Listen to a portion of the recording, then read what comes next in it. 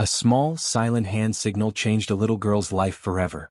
But can you imagine how something so simple could hold such a powerful secret? Today you'll hear a story that will make you see the little things in a whole new way. Are you ready to find out what everyone almost missed? It was a slow Sunday afternoon in Willow Creek, a small town where life moved gently. The supermarket was busy but calm. Shoppers pushed carts softly, voices were low, and the usual sounds filled the air. Among them was a little girl in a bright pink dress. She held the hand of a man much bigger than her. To most they looked like father and daughter. But if you looked closely, really looked, something was off. Her eyes weren't playful or curious. They were quiet, guarded. As if she was silently calling for help. What was hidden behind those eyes? And who was the man holding her hand? Daniel Hayes wasn't expecting to notice anything unusual, until a tiny gesture caught his eye. Daniel Hayes, a veteran police officer, had stopped at the store to grab groceries for his kids. As he walked down the aisle, scanning shelves for his daughter's favorite cereal, something caught his eye. A small hand lifted, briefly. Not a playful wave but a secret sign. Her palm was open, fingers slightly curled, held close to her chest. Daniel's heart skipped a beat. He'd recently learned about silent signals children use to ask for help. This was one of them. In that moment he knew, the girl was trapped. She needed help but couldn't say it out loud. What would Daniel do next? Could he save her in time? That silent signal was more than a plea, it was a lifeline. The man wasn't her father. Daniel's training told him to act carefully. One wrong move could put the girl in danger. Daniel didn't rush forward. Instead he slowed his pace, blending in as he pretended to browse. He kept the man and the girl in sight. The man's grip on her hand was tight, too tight. Tattoos covered his arm and a cracked watch gleamed under the lights. The girl said nothing. No smiles, no words, just those wide, pleading eyes locked on Daniel. Quietly Daniel tapped his earpiece. Backup was on the way. But every second counted. The man glanced back more often, his pace quickened. The girl's small steps faltered as if trying to slow him down without being noticed. Could Daniel keep following without being seen? What if the man noticed him?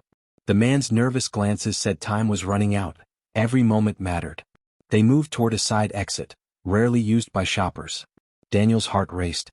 If the man got them outside, the girl could disappear before help arrived. The girl's steps slowed, almost hesitant.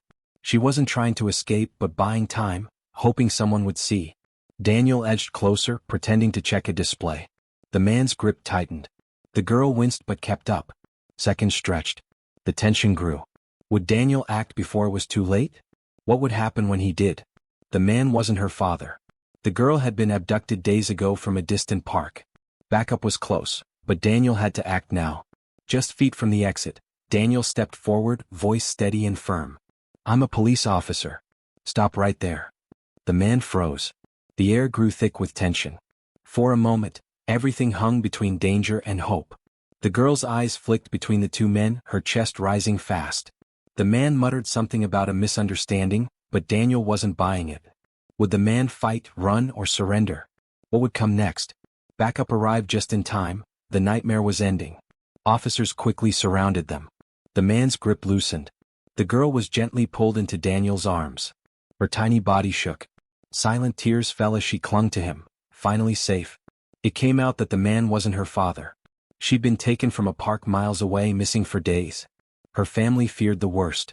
How would the family respond? Could the girl ever feel safe again? This rescue was no accident. It was training, awareness, and one small hand signal. Daniel's visit to the family revealed the true power of rescue. The next day, Daniel stood at the girl's door. When her mother opened it, she collapsed into his arms, sobbing with relief. The little girl peeked shyly, clutching a stuffed bunny. She didn't say much but smiled, a small, real smile. That smile said she was starting to believe in safety again. Could hope truly return to a heart shattered by fear? This story is more than rescue, it's a call to watch carefully. Daniel hadn't just done his job. He answered a silent call for help, a cry most miss. A tiny hand signal saved a life. The rescue wasn't luck, it was awareness, courage, and training. One person's attention changed everything. Now it's on all of us. If you see something strange, don't ignore it. Your actions might mean the difference between tragedy and hope.